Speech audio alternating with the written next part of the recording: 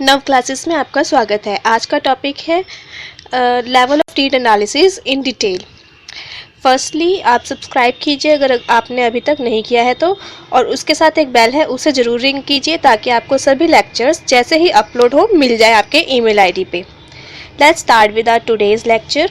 Need analysis 3 levels पे किया जाता है। ऑर्गेनाइजेशनल लेवल पे कहाँ ट्रेनिंग चाहिए और किस कंडीशन में, टास्क लेवल पे कौन सा टास्क करना चाहिए, एक जॉब को अच्छे से करने के लिए किस तरीके से टास्क करना चाहिए, पर्सनल लेवल पे किसको ट्रेन किया जाए टास्क को करने के लिए और कैसे। स्ट्रेटेजिक और organisational analysis is first level.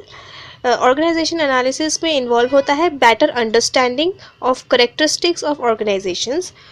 Organisation के करेक्टरिस्टिक्स को अच्छे से अंडरस्टैंड करना ताकि पता चले कि कहाँ पर एचआरडी एफर्ट्स और ट्रेनिंग की ज़रूरत है और किस कंडीशन में वो सब करना चाहिए। एचआरडी एफर्ट्स को करा जाए यानी कि जॉब एक ऑर्गेनाइजेशन के अंदर ही एचआरडी एफर्ट्स को किया जाए या कहीं बाहर जाकर किया जाए और किस तरीके से किया जाए, ये ऑर्गेनाइजेशनल लेवल में हम देखते हैं।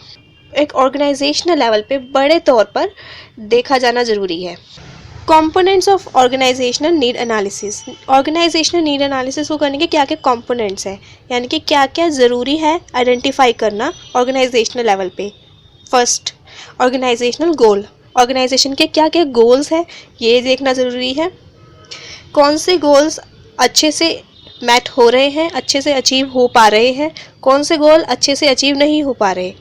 तो जो गोल्स नहीं अचीव हो पा रहे उसमें से हम प्रायोरिटाइज करते हैं और कौन से गोल्स को अचीव करने के लिए एचआरडी एफर्ट्स चाहिए वो देखते हैं। ऑर्गेनाइजेशन के रिसोर्सेज किस तरीके से हैं, कैसे हैं, इसकी अवेयरनेस होना बहुत ज़रूरी है। एग्जाम्पल लेते हैं डायरेक्टली। अगर एक ऑर्गेनाइजेशन में कोई क्लासरूम नहीं है, सेपरेट जगह नहीं है एचआरडी नीड्स को इम्पार्ट करने के लिए, उसके लिए ट्रेनिंग प्रोग्राम करने के लिए, और कोई भी कॉन्फ्रेंस रूम नहीं है एक ऑर्गेनाइजेशन में, तो उस कोई भी एचआरडी प्रोग्राम्स को कहाँ किया जाएगा, कहाँ कौन सी लोकेशन पे किस जगह पे किया जाएगा। तो उसके लिए ऐसी फैसिलिटीज़ भी चाहिए, एक एरिया भी चाहिए जहाँ पे एचआरडी एफर्ट्स को किया जाए।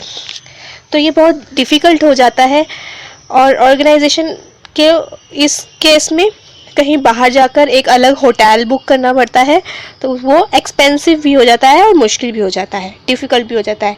इस केस में यहाँ पे ऑर्गेनाइजेशन के पास कौन से ऑप्शंस हैं? 2 ऑप्शन है, या तो वो एचआरडी एफर्ट्स को आउटसोर्स कर दे कि दूसरी कंपनीज पूरा सेटअप करे अरेंज और वो आपके वर्कर्स को सारी ऑर्गेनाइजेशनल लेवल पे सभी को सारी नॉलेज इम्पार्ट करें। Secondly, of site locations use की जा सकती हैं, जैसे कि कंपनी के बाहर किसी एरिया में ले जाकर सभी कॉन्फ्रेंसेस की जाए, जैसे कि कॉन्फ्रेंस सेंटर या फिर किसी होटल को बुक किया जाए। थर्डली, ऑर्गेनाइजेशन के खुद का एक जो कैफेटेरिया है वहीं पर प्रोग्राम्स, एचआरडी प्रोग्राम्स किए जाएं आफ्टर वर्किंग आवर्स। इसके लिए देखना पड़ता है कि क्या एम्प्लॉयज़ को कोई प्रॉब्लम तो नहीं, उनके working hours for example 8 hours हैं, उसके बाद अगर उनको रोका जाए जॉब के लिए ऑर्गेनाइजेशनल एचआरडी प्रोग्राम्स के लिए, तो क्या उनको कोई प्रॉब्लम तो नहीं। तो ये सब क्राइटेरिया देखकर ऑर्गेनाइजेशन के रिसोर्सेज देखे जाते हैं कि क्या वो सब करने के लिए ऑर्गेनाइजेशन के पास रिसोर्सेज है, नहीं है तो वो आउटसाइड जाएगी, नहीं तो वो अपने कंपनी के अंदर ही आफ्टर वर्किंग आवर्स करेगी सब प्रोग्राम्स। ऑर्गेनाइजेशन क्लाइमेट कैसा है? Climate within organisation is very important factor in human resource development success. अगर क्लाइमेट कंडक्टिव नहीं है एचआरडी के अकॉर्डिंग तो ये डिफ़िकल्ट हो जाता है ऑर्गेनाइजेशन के लिए। फॉर एग्जांपल, अगर ऑर्गेनाइजेशन के जो मैनेजर हैं उनमें और उनके एम्प्लॉय में एक दूसरे की तरफ ट्रस्ट नहीं है, तो वो एक दूसरे को ट्रस्ट नहीं कर पाते, तो employee may not fully participate and freely participate in training programmes. वो ट्रेनिंग प्रोग्राम्स के अंदर फुल्ली पार्टिसिपेट नहीं कर सकते और खुलकर पार्टिसिपेट नहीं कर सकते। Fourth factor is environmental constraints, means organisation को किस किस चीज़ों से दूर हट के रहना चाहिए या फिर कौन सी चीज़ उसके आगे आ रही है कि वो अपनी ट्रेनिंग प्रोग्राम्स नहीं इम्पार्ट कर सकते। HRD नीड्स नहीं फुलफिल हो सकती, तो ये कॉन्स्ट्रेंट्स को भी देखा जाता है। इसके अंदर किया जाता है SWOT analysis. Constraint usually fall within the threat area of organizational SWOT. SWOT means strength, weakness, opportunities and threats. Straight example लेते हैं, जैसे कि इक्वल एम्प्लॉयमेंट अपॉर्चुनिटी दी जानी चाहिए सबको, मेन को वुमेन को। और भी एक ऑर्गेनाइजेशन को चेक करना है कि किस तरीके से लोगों को ट्रेनिंग प्रोग्राम इम्पार्ट किया जाए, उसके लिए एक इक्वल अपॉर्चुनिटी प्रोवाइड की जानी चाहिए सभी टाइप के एम्प्लॉयज़ को, specially if programme is prerequisite for entry into a particular job. अगर स्पेशली तब जब किसी जॉब को करने के लिए ट्रेनिंग प्रोग्राम बहुत ज़रूरी है करना, और अगर इक्वल अपॉर्चुनिटी नहीं मिलती और एम्प्लॉयज़ अच्छे से इम्पार्ट नहीं कर पाते सारी नॉलेज, तो यहाँ पर एक इन्वायरमेंटल कंस्ट्रेन अराइज हो जाता है, जिससे ऑर्गेनाइजेशन को प्रॉब्लम हो सकती है। ऑर्गेनाइजेशनल लेवल पे नीड असेसमेंट करना ज़रूरी क्यों है, और इसको हम एडवांटेजेस भी कहते हैं ऑर्गेनाइजेशनल लेवल के एनालिसिस के। Firstly, it ensures all organisation programme are tied to organisation strategies and missions. ये इंश्योर करता है कि ऑर्गेनाइजेशन के सारे प्रोग्राम ऑर्गेनाइजेशन की स्ट्रेटजीज और मिशन और गोल्स के साथ मिले हुए हैं, और गोल्स को अचीव करने के लिए ये ज़रूरी है। ये स्ट्रेंथन करता है link between corporate strategy plan and human resource actions. से ह्यूमन रिसोर्स डेवलपमेंट के लिए सपोर्ट सिस्टम भी और ज़्यादा मजबूत होता है। Makes HRD more of revenue generator not profit Wester. अगर हम ऑर्गेनाइजेशन लेवल पर नीड एनालिसिस करते हैं तो इससे जो ह्यूमन रिसोर्स डेवलपमेंट के प्रोग्राम्स हैं वो ज़्यादा रिवेन्यू जनरेटर यूज़ की तरह देखे जाते हैं, यानी कि इससे आगे जाकर बेनिफिट होता है, ना कि सिर्फ ये प्रॉफिट वेस्टर है, ना कि ये सिर्फ एक खर्चा ही कर रहे हैं ऑर्गेनाइजेशन का। कि ऑर्गेनाइजेशन लेवल पे एनालिसिस करने के लिए क्या क्या सोर्सेज है, कहाँ से कौन कौन से सोर्सेज से ये एनालिसिस किया जा सकता है, और हम इसको मेथड्स भी कहते हैं, मेथड ऑफ ऑर्गेनाइजेशनल एनालिसिस। जैसे कि ऑर्गेनाइजेशन के गोल्स और ऑब्जेक्टिव क्या हैं, इससे भी देखा जा सकता है कि क्या क्या ज़रूरतें हैं। ह्यूमन रिसोर्स मैनेजमेंट की इन्वेंट्री क्या है, formally known as manpower inventories, कि किस तरीके का हमारे पास एम्प्लॉयमेंट्स है। देन स्किल इन्वेंट्री, ऑर्गेनाइजेशन के क्लाइमेट मेजर्स, जैसे कि labour management data, grievances. Climate में हम स्वॉट एनालिसिस करते हैं कि कौन कौन सी बुराइयां हैं, अच्छाइयां हैं, और कितना टर्नओवर हो रहा है।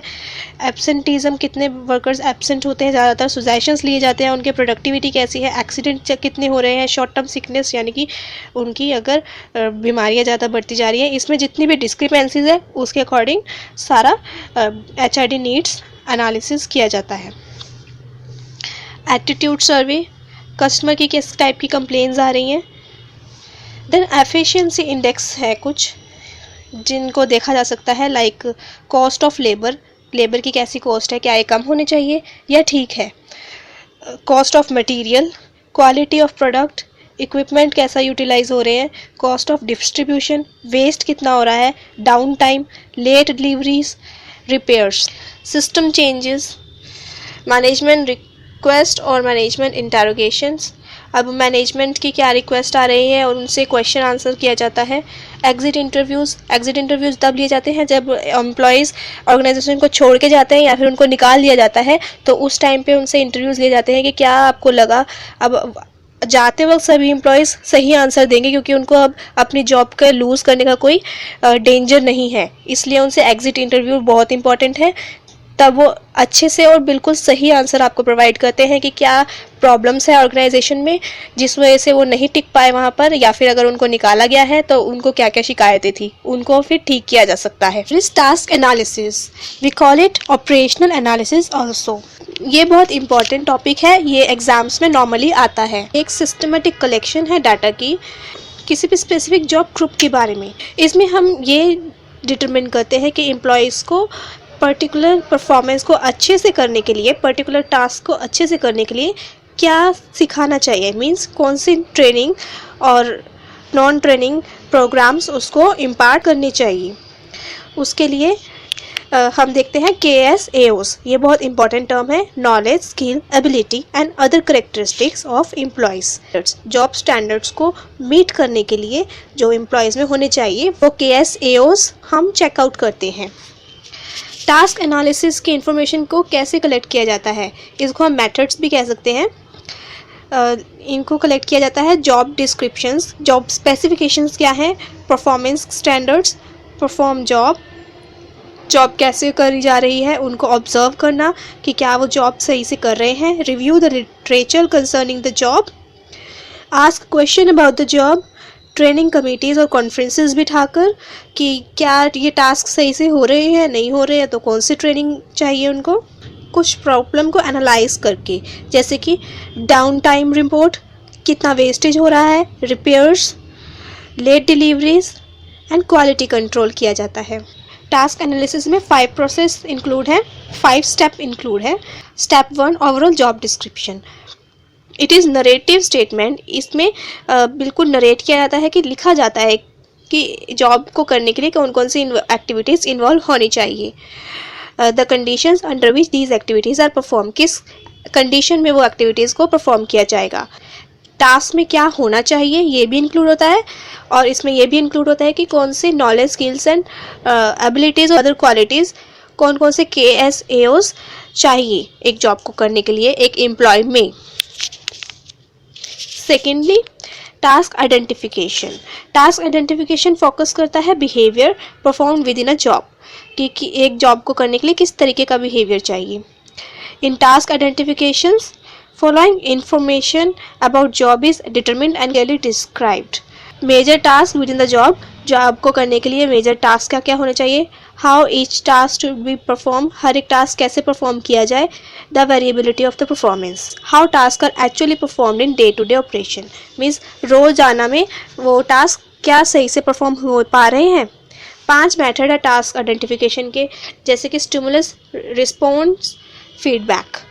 ये बहुत इम्पॉर्टेंट है, इसको हम डिटेल में डिस्कस करते हैं।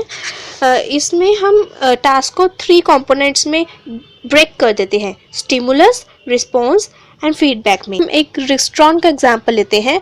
जब एक बजर दबाया मीन्स द स्टिमुलस, बजर को हमने स्टिमुलस बोला।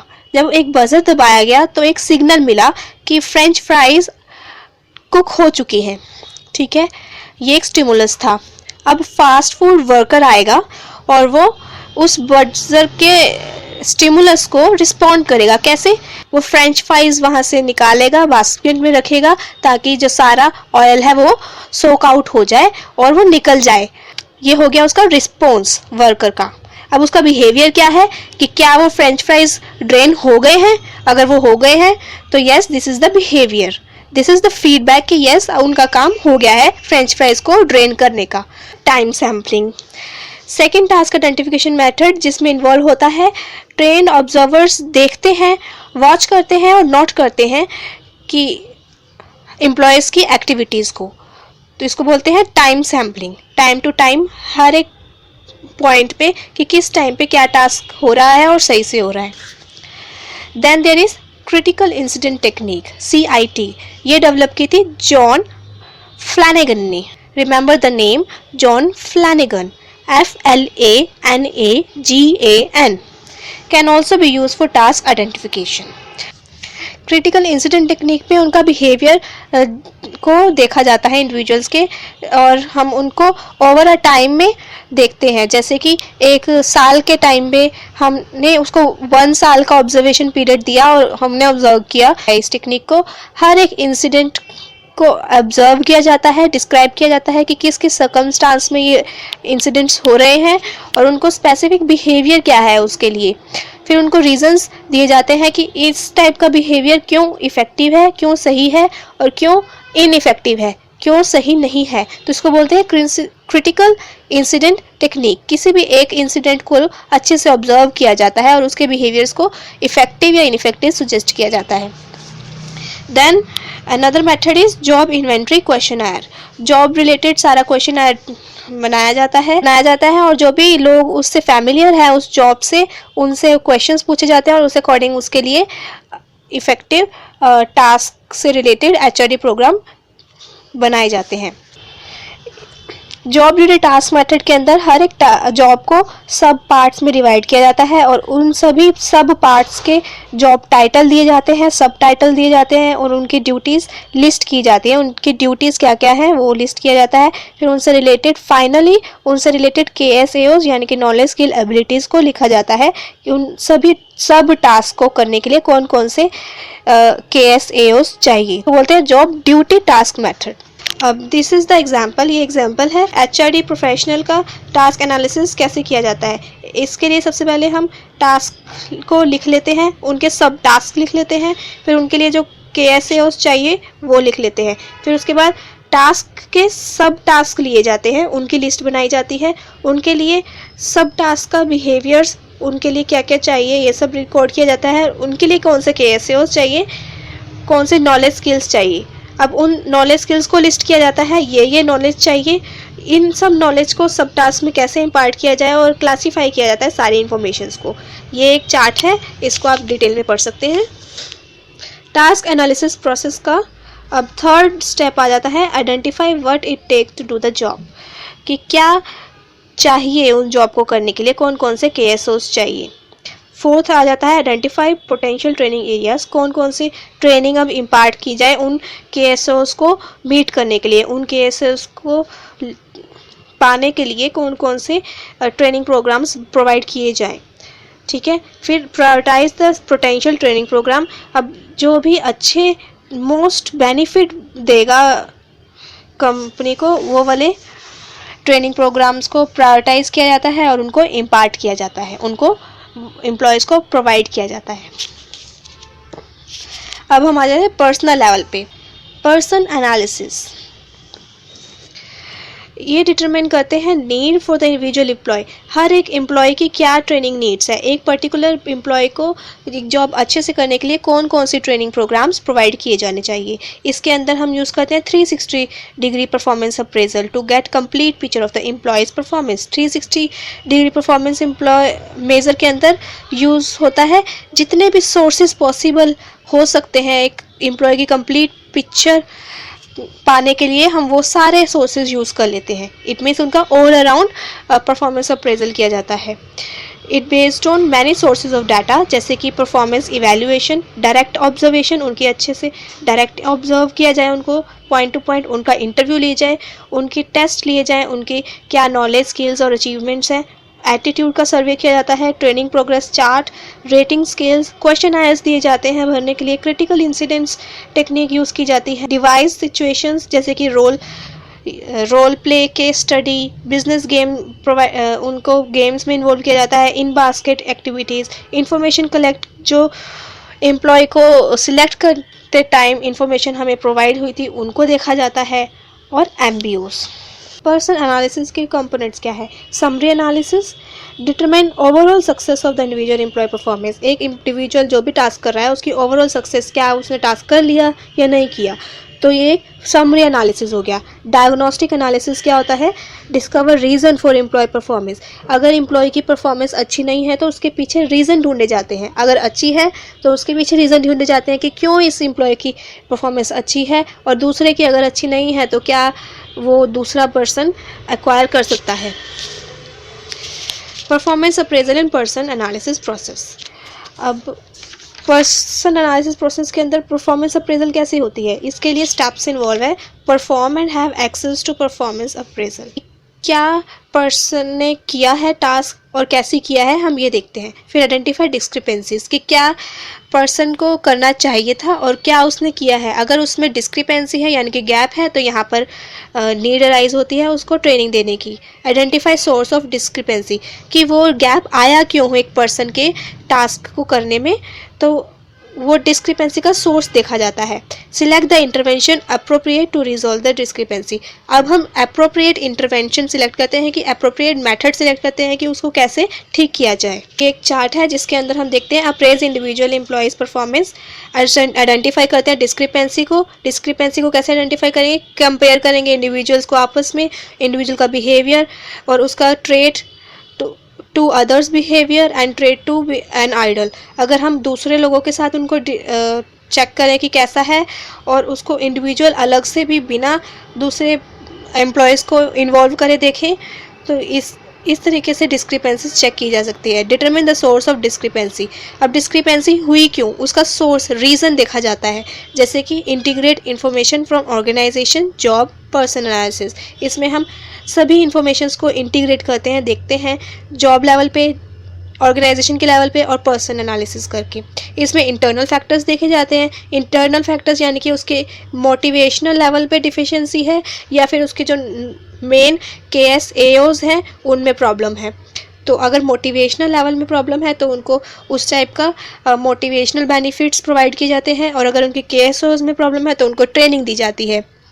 देन एक्सटर्नल फैक्टर्स, यानी कि क्या जो ऑर्गेनाइजेशन उसको इक्विपमेंट प्रोवाइड कर रही है वो अप टू द पार्ट नहीं है, या फिर उसका वर्किंग कंडीशन सही नहीं है।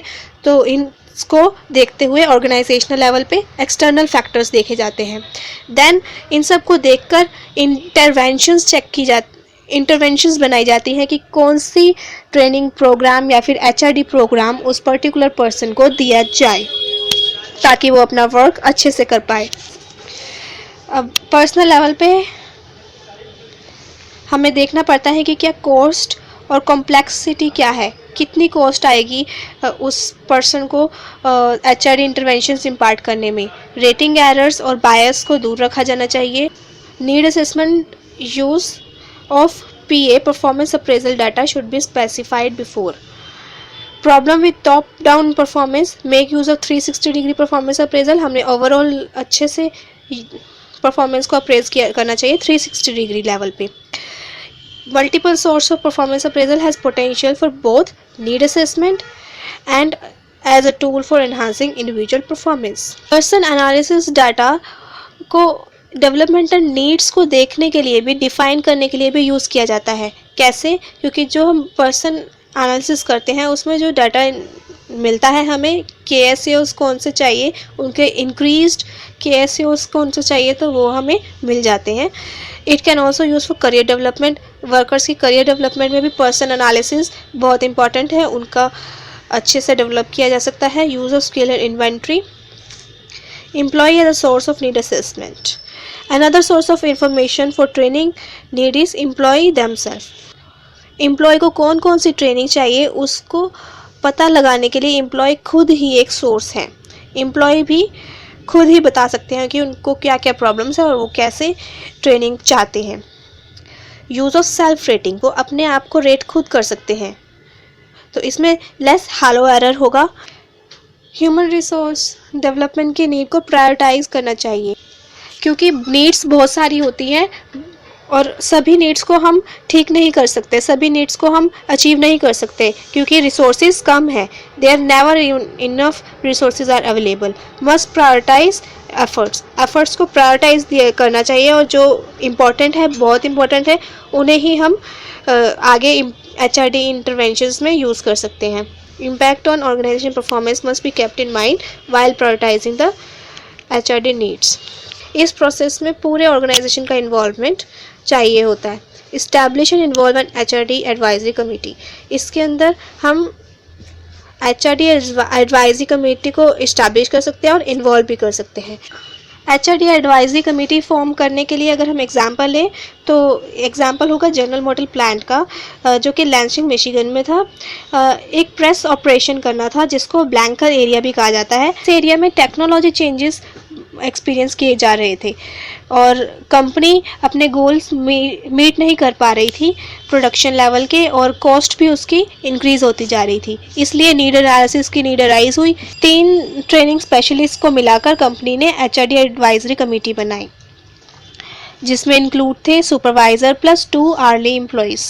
एडवाइजरी कमेटी ने बताया कि 9 सॉल्यूशंस हैं, 9 अल्टीमेट सॉल्यूशंस रिकमेंड किए, जिसमें दोनों ट्रेनिंग सॉल्यूशंस भी दिए गए और नॉन ट्रेनिंग सॉल्यूशंस भी दिए गए। ट्रेनिंग सॉल्यूशंस का एग्जांपल था जैसे कि सभी प्रोडक्शन वर्कर्स को ट्रेन किया जाए स्टैटिस्टिकल प्रोसेस कंट्रोल SPC में।